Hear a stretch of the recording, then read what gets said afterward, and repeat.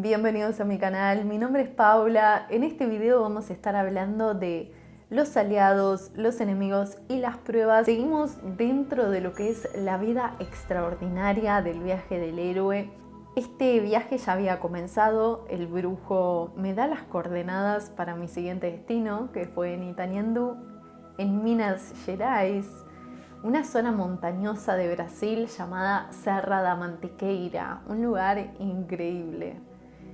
Hacienda muy grande de 2000 hectáreas con una naciente de río enfrente de la montaña, un refugio. Básicamente las tareas eran cuidar el refugio, recibir a las personas que llegaban, porque también tenía un hostel, cuidar la huerta, cuidar los animales, alimentar perros, gallinas, un poco de los animales que había en el lugar y muchísimo de ¿Está cansada? Desde que llego, conozco a Yamilton, que era el cuidador de ese momento, y me invita a presentarme el río, a presentarme los lugares. Por lo cual nos vamos a hacer la caminata por la selva. Me empieza a presentar cada entrada del río donde podía ir en los siguientes días, hasta que llegamos a una que me dice: acá nos vamos a quedar un ratito. La cueva del jaguar. En ese momento, cuando lo leí, creo que empecé a reírme, porque era algo que sabía que era para mí. Volví a darme cuenta que estaba en el lugar correcto, sin saber todo lo que significaba la cueva del jaguar realmente, que iba a ser la parte más desafiante de este viaje del héroe. Acá es donde entran los aliados, los enemigos y las pruebas. Y muchas veces las pruebas que se nos dan dentro del viaje del héroe, la mayoría van a depender mucho de nosotros, ¿no? de lo que aún tenemos para trabajar internamente, y a mí se me dio a través de los vínculos. Como primeros aliados lo tenemos a Yamilton y a los hombres de sol. Los hombres de sol eran hombres que iban a trabajar todos los días a esta hacienda en plantaciones. Plantaban ajo, cebolla, zanahoria, calabaza, todo lo de una cesta básica de forma orgánica. Hombres muy callados, hombres de campo, hombres de sol, y con una sabiduría completamente diferente a la que estamos acostumbrados. Compartir con ellos fue una experiencia que hasta hoy me ha marcado muchísimo. De hecho, sigo en contacto con algunos de ellos y todas las semanas me escriben para saber cómo estoy. Porque el vínculo con ellos era a través del silencio, a través del compartir, a través del simplemente estar o plantar. Ellos me enseñaron muchísimo más sobre plantar, sobre cosechar, sobre escuchar a la tierra, sobre observar el cielo, las lluvias, la naturaleza en general, la montaña. Y me lo enseñaban a través de la observación y no tanto con palabras. Recuerdo que por elección soy vegetariana y ellos acostumbrados a cazar. Entonces me mostraban los videos de caza y ese fue un momento también de insight de uno mismo, de decir, podría decirle no se caza y ponerse en esa posición. Y ahí fue cuando creo que di un clic muy grande en el aceptar por completo la vida del otro, y que esa era la vida de ellos, y que me lo mostraban con muchísimo orgullo, y que me mostraban algo de lo que ellos comían realmente, que era para su sobrevivencia, no para crear un negocio, una industria. Fue un momento importante, realmente ese. Los hombres de sol fueron mis aliados y lo siguen siendo hasta hoy, porque creo que somos amigos desde el espíritu y no desde el ego.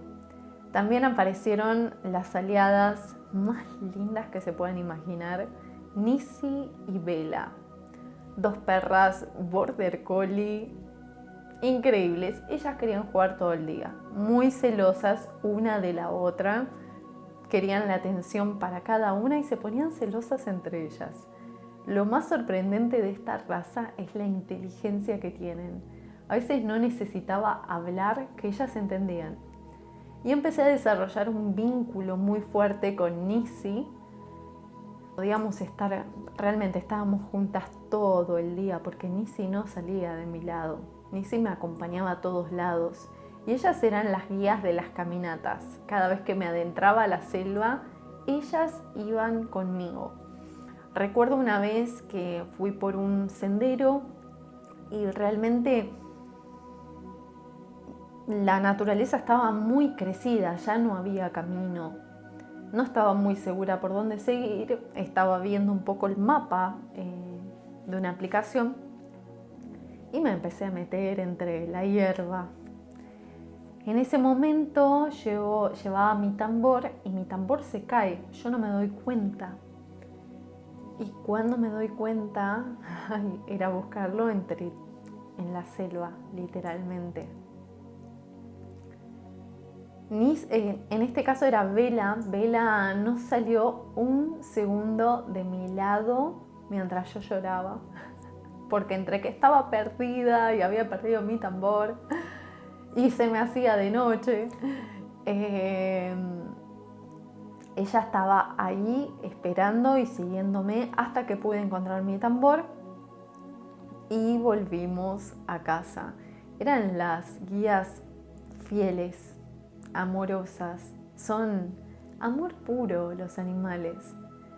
Y creo que Nisi sobre todo se merece un capítulo entero porque he hecho, mientras estaba en este lugar, un ritual de ayahuasca y Nisi me trajo la lección más importante de todo este tiempo. Tenés un llamado y no sabes cómo escucharlo, simplemente querés tener experiencias diferentes. La herramienta que me ayudó para atravesar todo este llamado a las montañas fue Worldpackers, así que te dejo un código de descuento para que puedas usarlo. Y acá empiezan a entrar los enemigos, ¿no? Estaba el gerente de este lugar que cuidaba de todo y creo que la comunicación no fue muy clara entre ellos. Entonces, bueno, se generó, por así decir, un enemigo ante mí por empezar a cuidar este refugio. Creo que esta fue la parte un poco dura. Hoy a la distancia, por suerte, lo puedo ver de otra manera. Pero en el momento fue duro porque yo ya venía de viaje, de estar sola, de querer hacer en realidad de mi propio llamado. No era por así decir, a molestar a nadie, sino que era mi llamado y no sabía cómo se iban a dar las cosas. Y me empezó a hacer un poco la vida imposible, vamos a decirlo así, a dejarme en lugares donde no podía volver, cositas que no vienen al caso, pero sí esto de que se presentan realmente enemigos en esta parte. Y son las pruebas, cómo vamos a responder ante estas situaciones que se dan cuando estamos viviendo estos viajes. Y es muy fuerte esto cuando lo estamos viviendo, porque a veces venimos tal vez con el sistema nervioso no tan regulado, tomando muchísimas decisiones, viajando muchísimo. Y de nuevo, como les digo, en algunos capítulos creo que todo se trata de confiar en la incertidumbre y de que uno cuando tiene esta confianza y fe, todo sigue revelándose como tiene que ser, como simplemente es. Voluntario durante este tiempo quiso hacer una pintura en la pared del refugio y cuando le pregunto qué quería pintar era un jaguar. Yo creo que fue la soledad más profunda que había sentido hasta este momento. Las noches en la selva, a veces sola porque el cuidador había días que no estaba, los días que se cortaban la luz y estaba completamente sola. Las primeras fueron noches que realmente lloré muchísimo. Sentía miedo, literalmente el miedo en su máxima expresión, hasta que de alguna manera empecé a darme cuenta que no pasaba nada. Más que darme cuenta, lo estaba viviendo.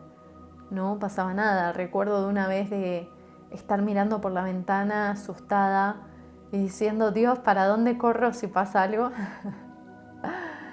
y que me quedé dormida. Y cuando me desperté dije, ay, viste, no pasó nada. Y a partir de ahí dejé de tener miedo. Y fue atravesar todos estos miedos, sentirlos corporalmente y atravesarlos. Después ya podía salir sola a la noche, a veces me hacía un camino en la noche solo para atravesar el miedo, solo con esa intención, atravesar el miedo, y además tenía a mis compañeras, a Nisi y a Bella, que me acompañaban. Sí tengo una personalidad muy corajosa, muy valiente, sé que no es para todos la experiencia, pero cada llamado es único y este me pedía atreverme a mi naturaleza más salvaje, pura. Acá se presenta otro enemigo durante los siguientes meses, pero se me da a través de un vínculo. Vamos a decir que era una mujer que estaba rota y también empieza a hacerme la vida bastante complicada para estar viviendo en el campo, entre plantas, entre medicinas, y de dar lo mejor al lugar. Cosas que para mí eran inentendibles en ese momento, de preguntarme por qué, si yo estoy dando lo mejor, ¿qué está pasando? Hoy, visto a la distancia, creo que me tomaba las actitudes o las maneras de la persona de forma muy personal, cuando por ahí, si no lo hubiera tomado de manera tan personal, hubiera sido más leve, pero al mismo tiempo me doy cuenta que era parte de mis pruebas, era parte de atravesarlo y de poder tener una mirada diferente. Con los meses y en esta situación, al ser muy pocos y realmente vivir en la naturaleza y en el campo, alejados, exiliados, vamos a decir, para mí es esencial durante algún momento de la vida, aunque también creo necesario el equilibrio de salir y de movimiento y de ver personas y de estar en otro lugar, por lo menos salir unos días. Entonces empecé a darme cuenta que necesitaba irme algunos días a simplemente cambiar el aire y ver otra cosa. Empecé a ir a una ciudad muy cerquita, a pasear algunos fines de semana y volvía. Participé de otro retiro, de otro ritual de ayahuasca en esta ciudad, y fue como toda esta parte extraordinaria, y sobre todo en los rituales el simbolismo sale a la luz de una manera muy, muy clara.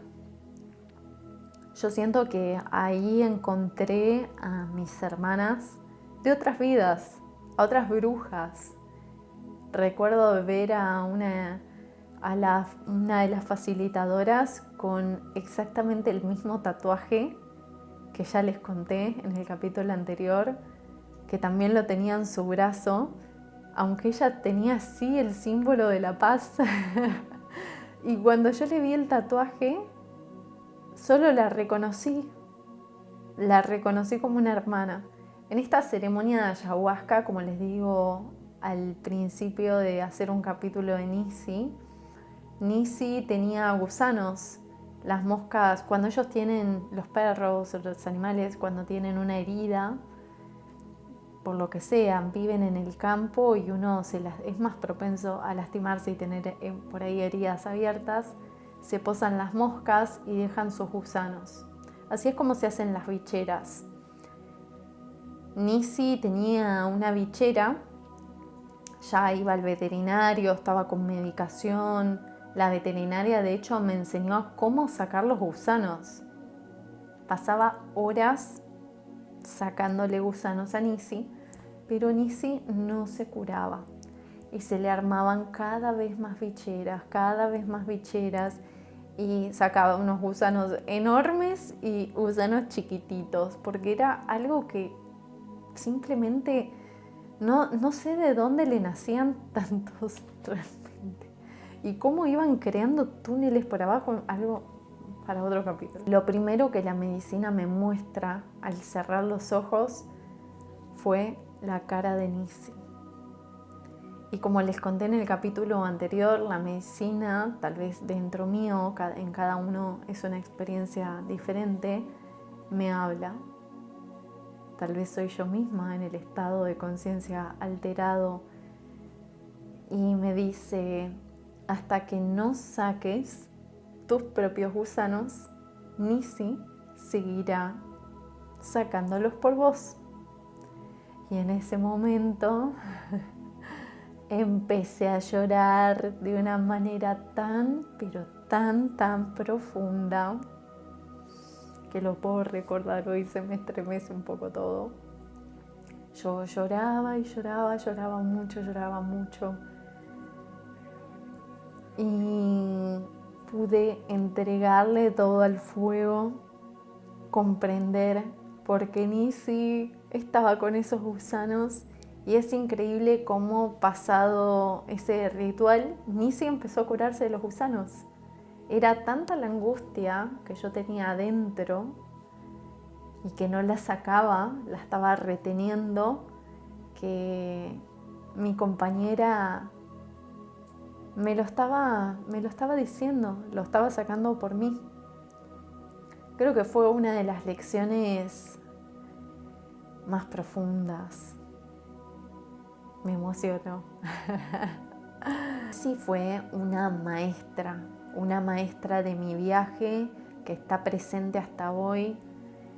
Aprender de la selva, vivir sola, vivir en la oscuridad, la montaña, el río,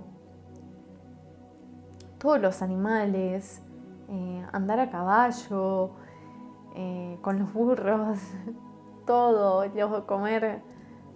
comer todo orgánico, la gallina que te da el huevo. Realmente el campo a mí me cambió la perspectiva de vida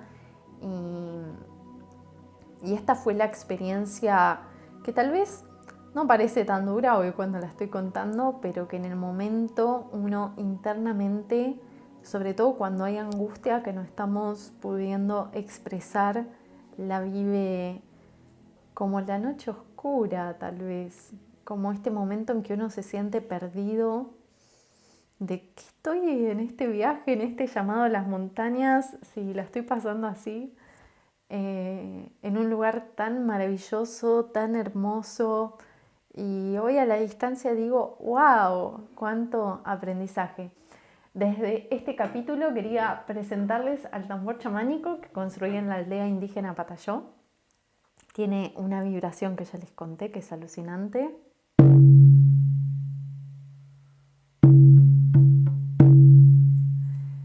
Y decidí mostrarlo en este capítulo porque fue el elemento que me ayudó a atravesar toda esta etapa, así que quería recordarles que usen durante el viaje del héroe sus elementos de poder, que no se olviden de ellos y que sea muy presente. También en Maromba fue la primera vez que toqué el tambor para animales, había unos bueyes y cuando toqué el tambor se vinieron todos cerca de mí, fue como darles un show. Y ahí me di cuenta del poder que tenía el tambor y de cómo llamaba a los animales. En esta hacienda, además de tocarlo con las perras y con las gallinas, los pájaros, etc., en libertad claramente, también había caballos algunos días que eran del vecino. Y sin darme cuenta empecé a tocar el tambor y a veces uno entra en trance con el tambor y los caballos reaccionaron de una manera muy especial al escuchar el toque. Empezaban a correr y a correr y a correr y a interactuar entre ellos de una manera diferente que yo no había visto nunca. Y luego me di cuenta que era el tambor, y corrían y bajaban y volvían y corrían y bajaban y volvían, y empecé a desacelerar el pulso del tambor y empezaron a desacelerar ellos también, quedándose muy cerca mío en estos toques. Así que fue una conexión con los caballos maravillosa, que es uno de mis animales de poder también desde hace mucho tiempo. ¿Qué más contarles de esta experiencia? Creo que más que seguir contándoles eso, de si están viviendo su propio viaje del héroe, su llamado, recordarse que todo es momentáneo y de que por más difícil que parezca todo y la soledad que se siente, la incertidumbre, las dudas, las inseguridades, que es uno de los periodos que más nos van a fortalecer de alguna manera el carácter.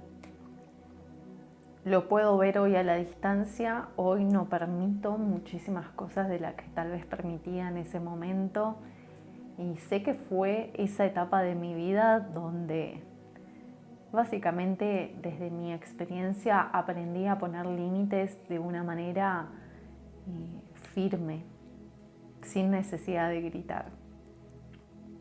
Eso es algo que se aprende desde adentro, y en mi caso necesitaba pasar por esas lecciones para aprenderlo. Llegado el momento de partir, durante esta etapa también conocí a una persona, un aliado y una persona para mí muy, muy querida. Durante uno de los trekkings que hicimos, nos cruzamos con una cascabel que no nos dejó pasar. Realmente tuvimos que volver, era un camino que no tenía mantenimiento, así que todo era muy salvaje, imagínense en la selva. Y mientras bajamos, él me pregunta qué posibilidades había de encontrarnos con otra serpiente. Yo le dije, no, quédate tranquilo. Y nos encontramos con una yarará dormida en un tronco y teníamos que pasar literalmente por al lado. No había otro lugar para pasar porque era más peligroso pasar por otro lugar. Todo muy, muy instintivo con él. Y recuerdo que antes de irme de la hacienda, él estuvo al inicio, que yo llegué, y al final él vuelve y me regala un vuelo, que para mí fue el vuelo del águila, del cóndor, un vuelo de parapente donde pude ver todas estas tierras desde el cielo. Fue una experiencia extraordinaria, increíble, un regalo que guardo de una manera muy profunda en mi corazón. Lo más difícil de despedirme de la hacienda fue Denise.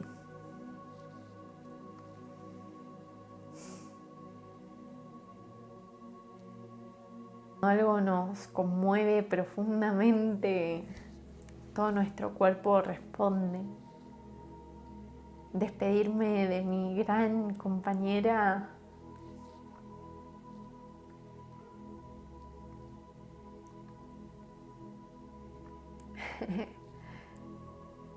todavía pienso en volver y verla. Que el siguiente paso fue en Misiones, que eso se los contaré en otro capítulo porque la selva sigue presente y el jaguar, el jaguarete, sigue súper presente. Y bueno, espero que les haya gustado este capítulo. Nos vemos en la próxima. Si tienen algún comentario o quieren saber de algo en específico, me lo dejan saber en comentarios. Nos vemos en la próxima. Que estén muy bien. Ay, me re emocioné. Ah, Nisi chula.